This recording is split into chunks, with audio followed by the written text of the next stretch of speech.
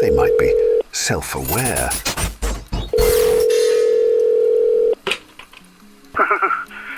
Gary here.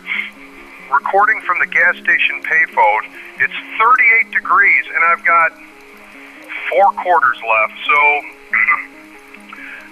anyway, today on They Might Be Self-Aware, Hunter and Daniel cover Tesla's FSD driving coast to coast without humans. Meanwhile, I can't afford gas for coast to Denny's. Plus, whether AI creates jobs, and fun fact, not for the guy doing podcast intros, and they float this theory that maybe most jobs were always fake anyway, so wait, does that mean I'm fake? Is this fake? Oh God, my therapist was right. This is Gary, currently cheaper than a monthly Tesla subscription and about as autonomous. Enjoy the show. We're sorry. You have reached a number that has been disconnected or is no longer in service.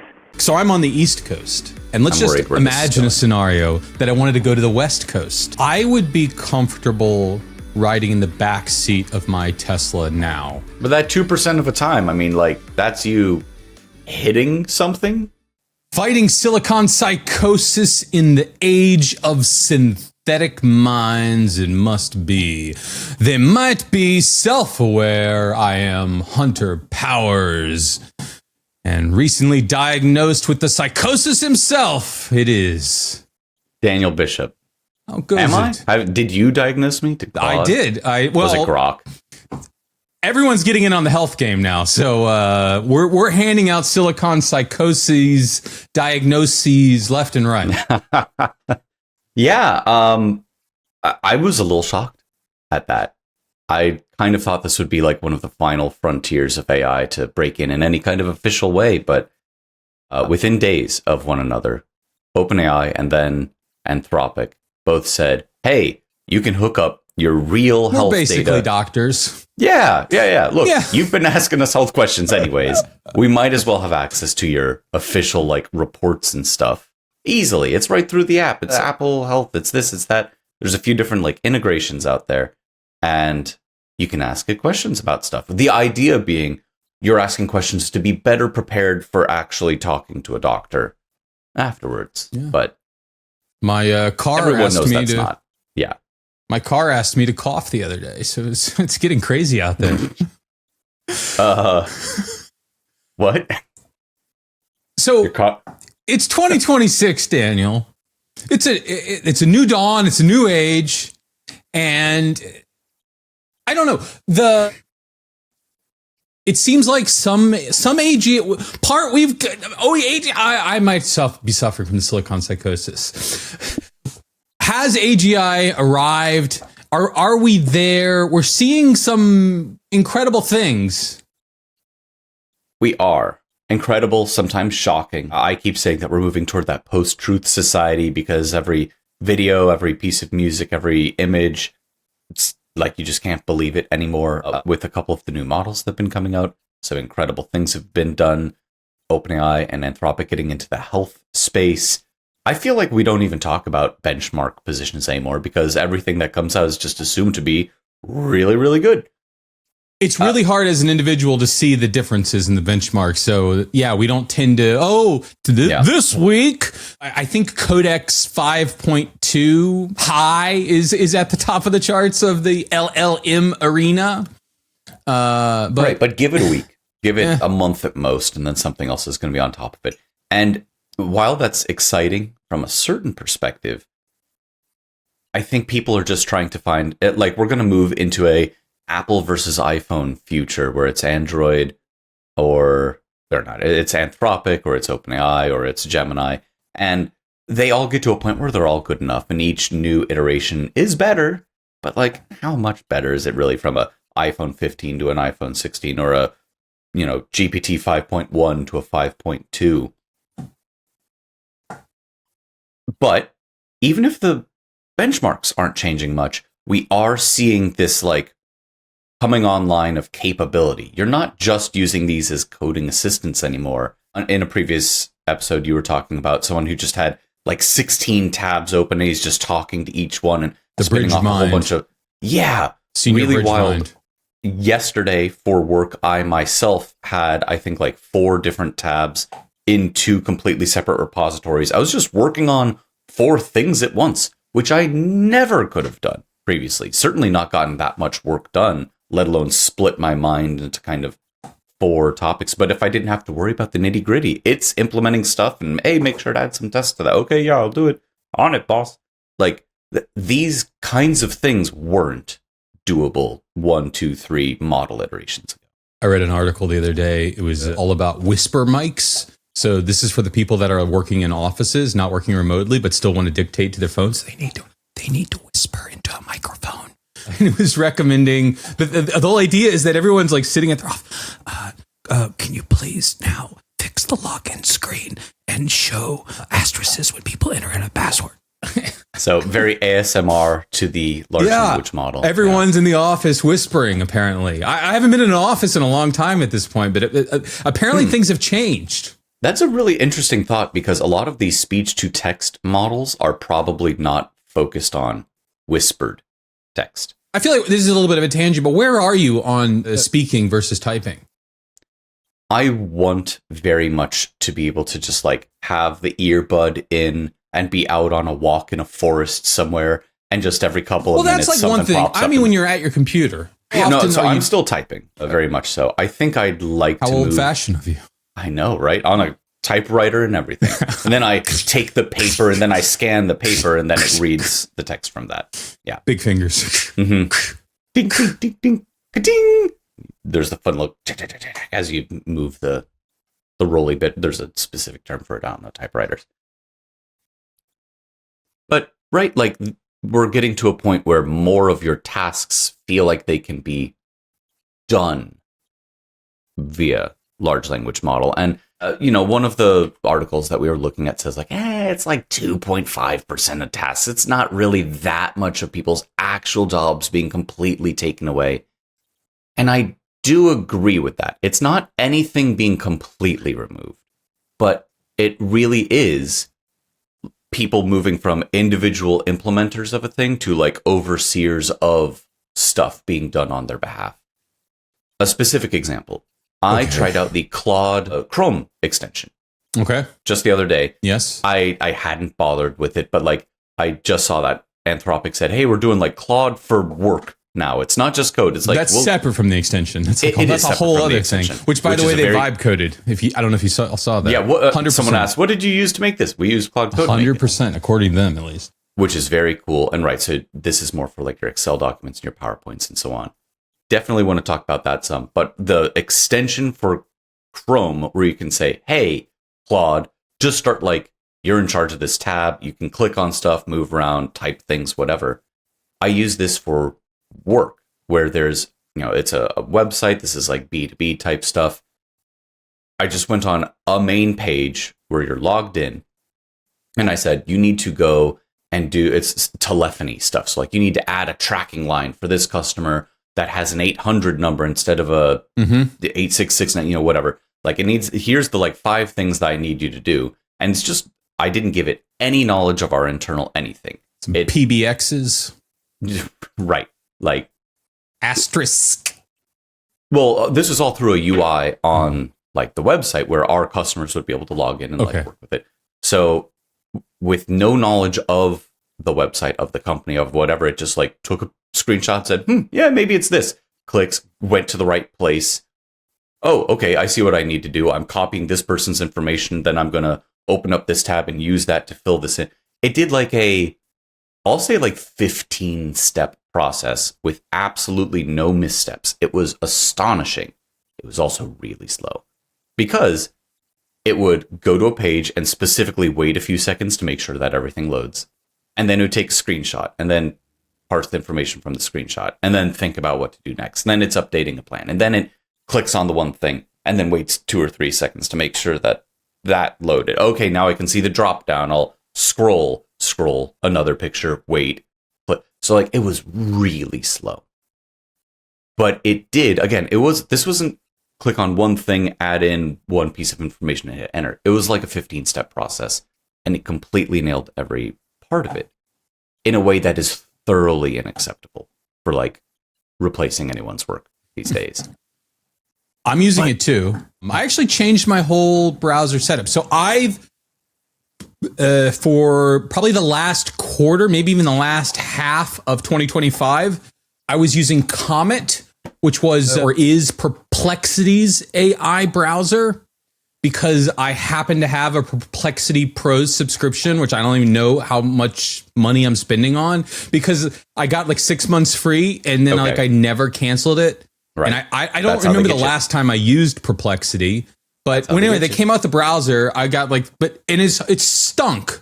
But I had switched to it because Chrome had disabled the like ad blocker that I was using. So, and Comet came with one built in, and it was Chrome otherwise. So I tried the AI stuff a few times. It sucked.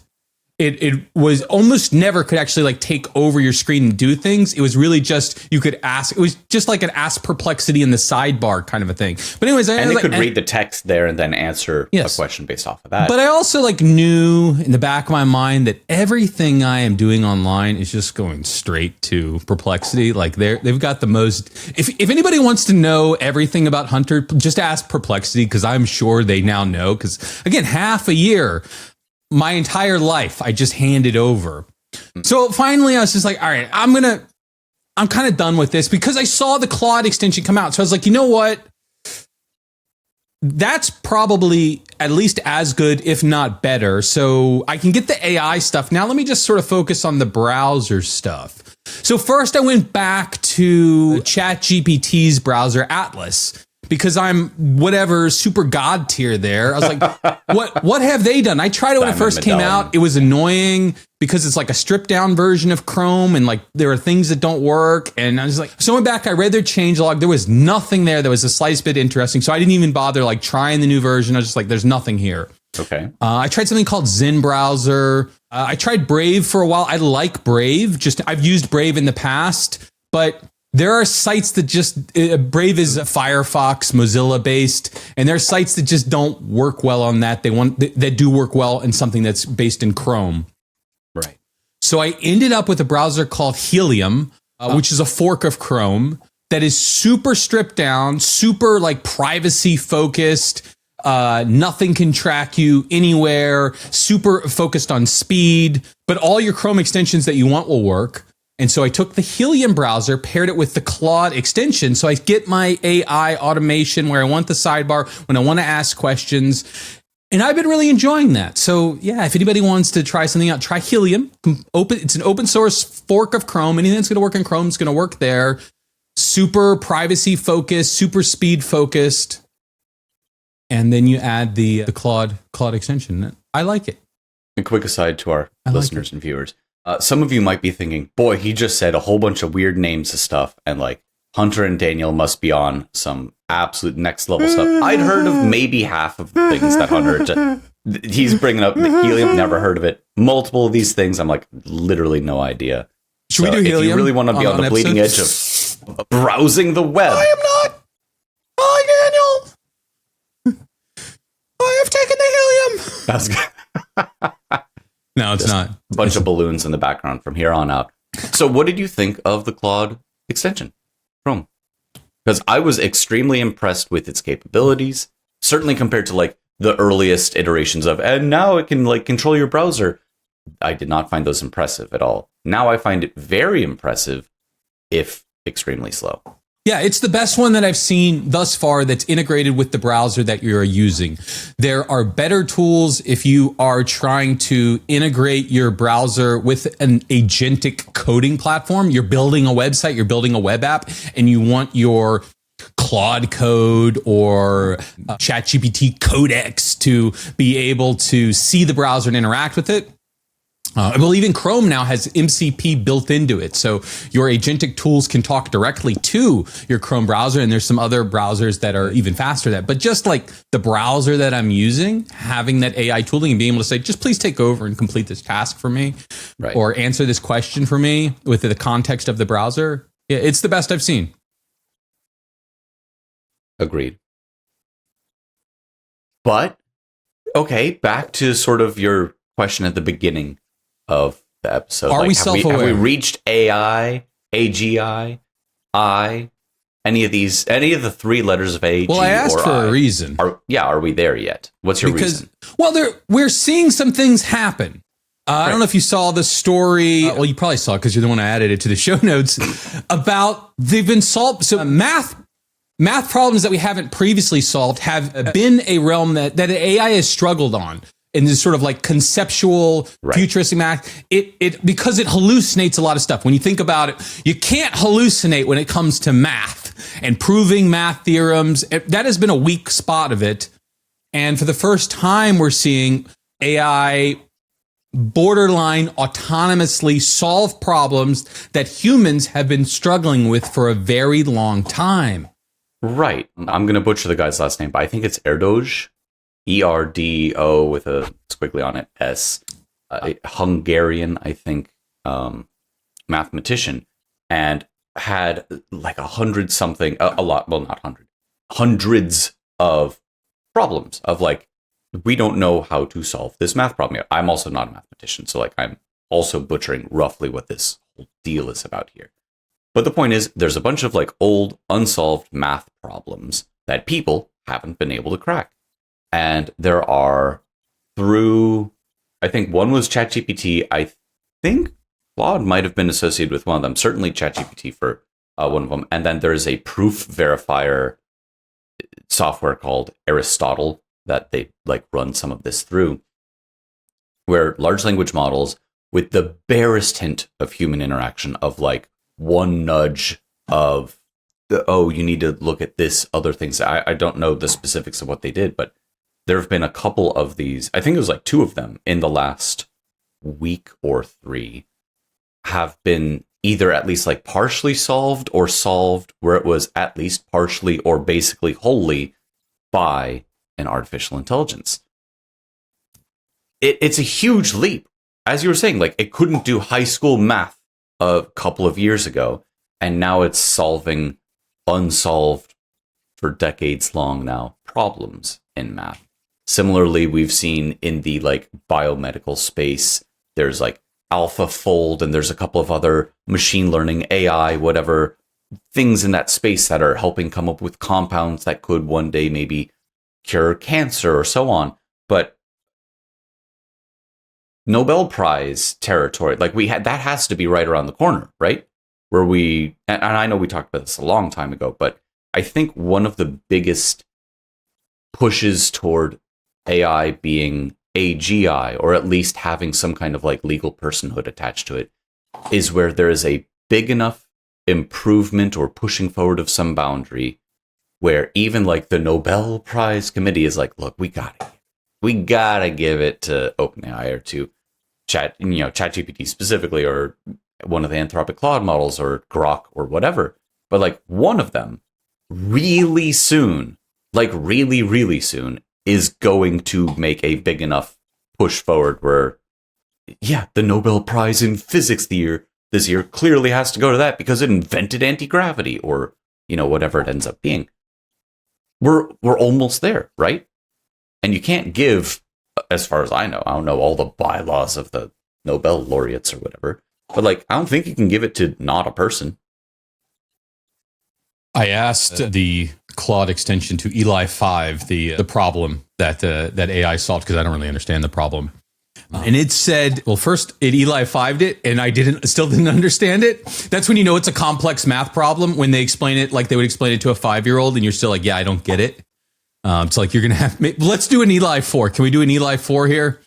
But it finally said, you're following a special, imagine you have a toy box game, and you follow a special rule to pick the toys. So which toy will I play with? And you're trying to come up with an algorithm that will allow you to play the game forever with different toys. And that the significance of this problem, that it was an extremely abstract problem. So very challenging for the AI to... I didn't even understand that, like, for kids version of it that you just described. The first one was way... That one, it's like you're trying to come up with an arrangement of the toys that allows you to keep playing the game forever if you keep ordering them in this order. Okay. And they talked about the other cool thing was that the way it then explained its answer is in a number of different ways. Like it drew pictures to illustrate it, and it came up with stories to tell it, and it tried to sort of do it in a way of sort of like a first principles approach. Like, let's start with this idea and then let's build on it. So like the AI is educating us humans on how to think about this problem that we've been struggling with for many, many years in order to try to come up with a solution. That you humans, a bunch of dummies here. Let me break it down for you. Okay. That's nice. And now we get to play our game forever. That's the prize, apparently. There's 6 Nobel Prizes. Chemistry, physiology or medicine, literature, peace, and economic sciences. Which one does AI win first?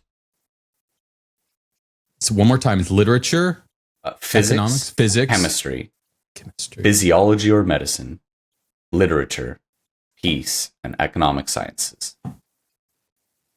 Well, we would think it's more likely one of the hard sciences than like a literature, because even though I think Claude's really great at literature, I can't imagine people actually acknowledging that at that level.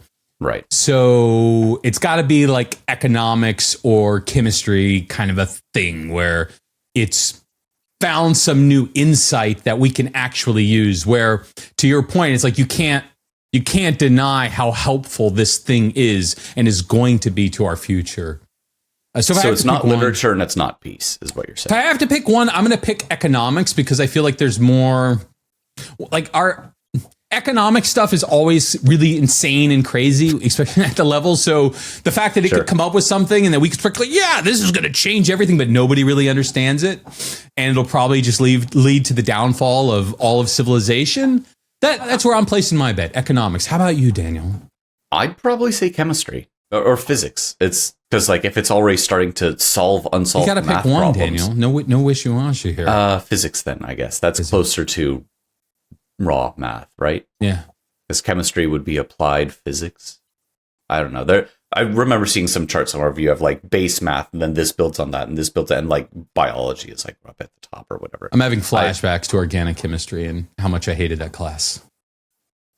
Well, I guess I can take it for you pretty soon. But yeah, I think that, like, if we're going to see unsolved math problems start sent through, like, there could be something that says, like, we used GPT 5.2, whatever, to help make fusion technology possible. And, like, it comes up with some specific shape that you're like, oh, wow, we just made fusion way more possible. And of course, there's a million little things that are, like, poking away at this huge set of problems before we can have, like, viable fusion reactors.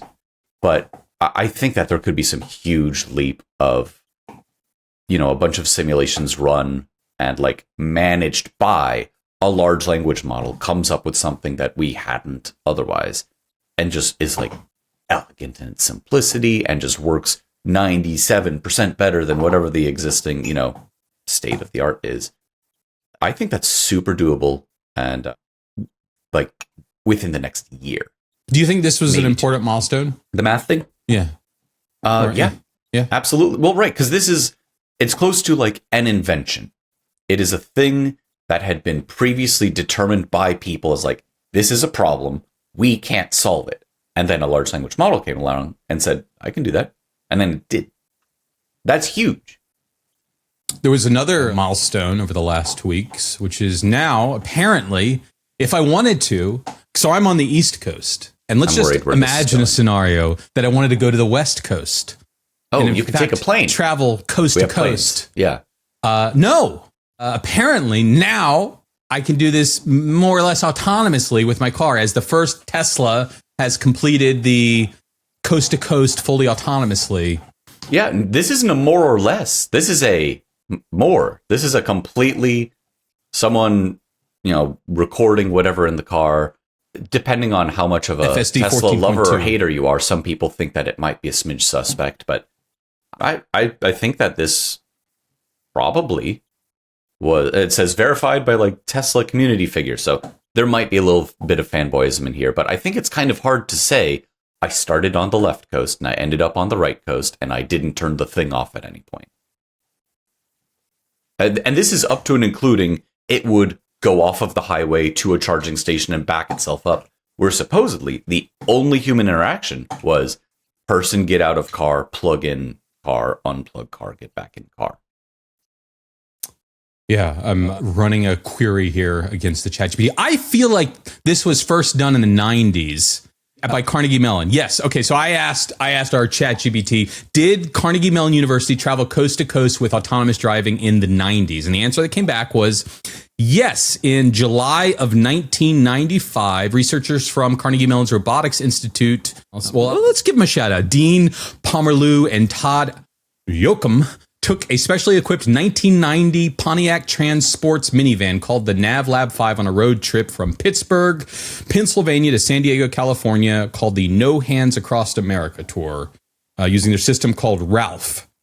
And it controlled the steering autonomously for the entire trip. The human researchers operated the throttle and brake. Okay, so that is fundamentally different. It was doing the steering. I remember that story from very long ago. It handling like the steering is very cool, but that's probably because a person wouldn't hit the gas until it stopped trying to turn you into the school kid. All right, so that was 95. And so what are we? So 30 years later, we figured out the gas and the brake. Not too bad. So for those of you who know, I drive a Rivian R1S. Love it. Love it.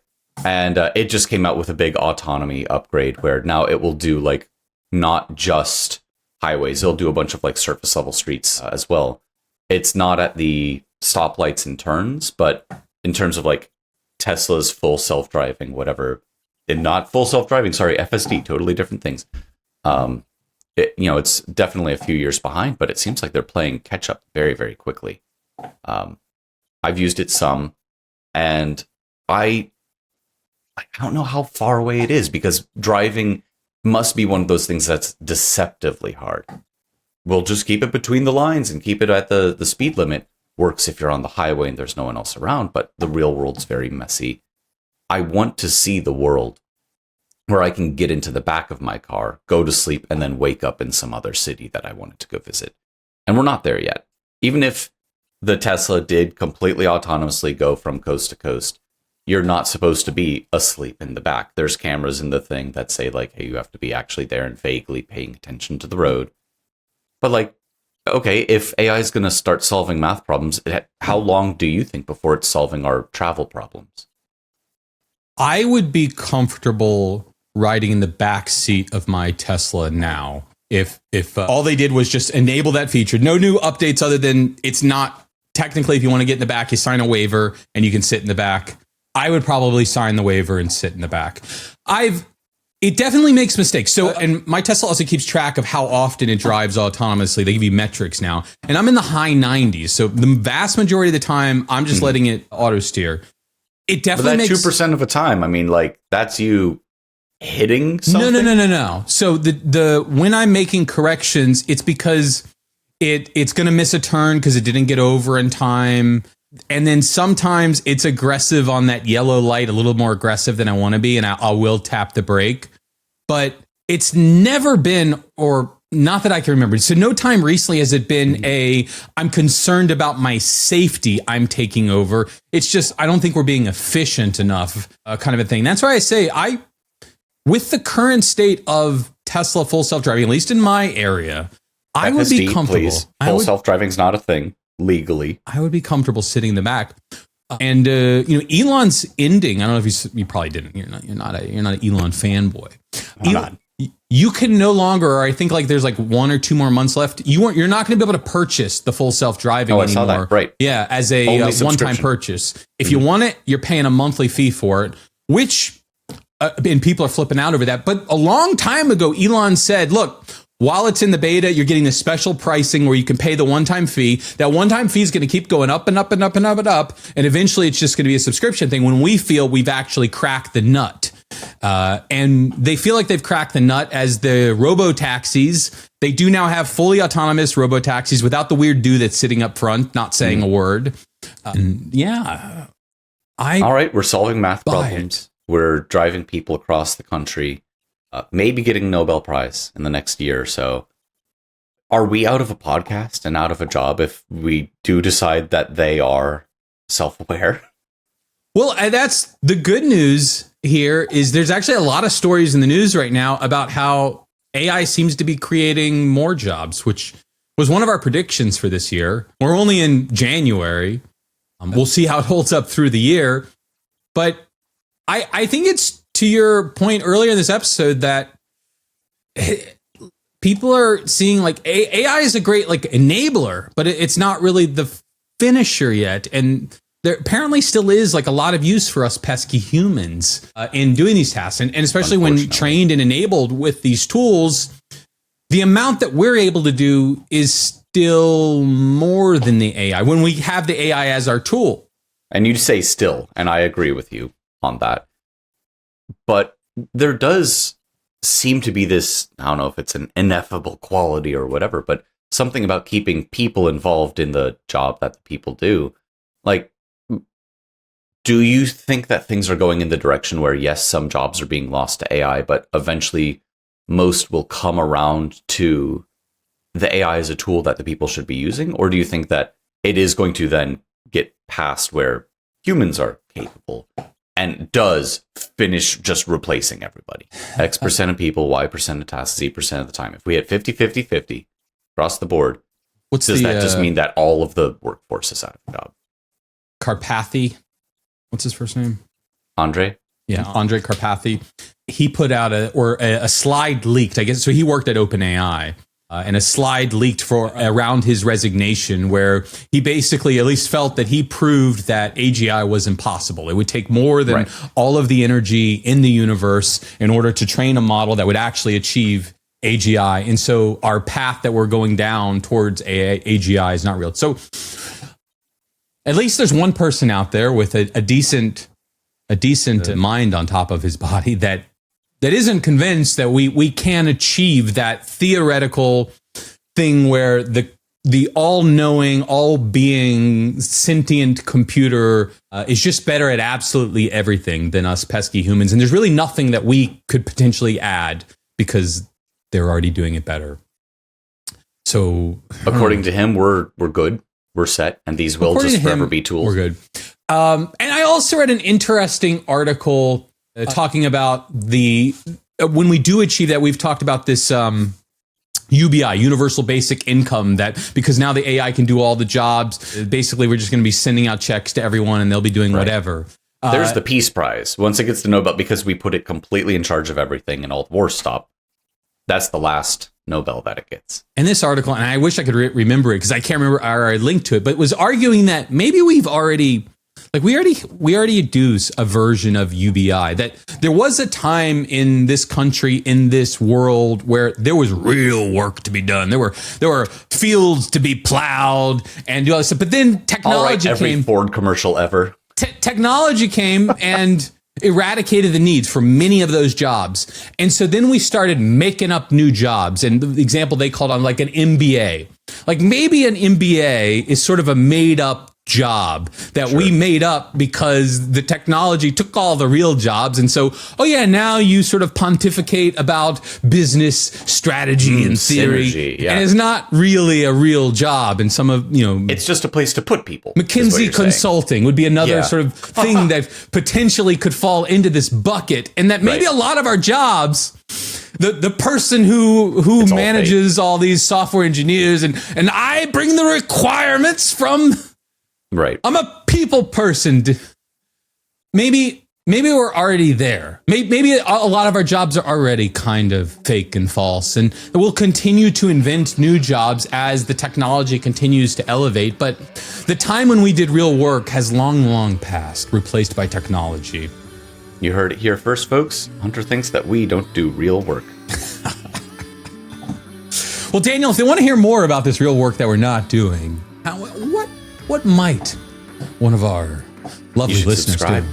We're a podcast. You're listening to or watching a podcast right now, or a short from a podcast where I talk about the podcast. And Very meta of you. Subscribed to it. And you should like us and comment about us and stuff and things, and we'd love to see it. and interact with it. And send hearts and thumbs ups back your way. But you got to do it on the internet, which still exists.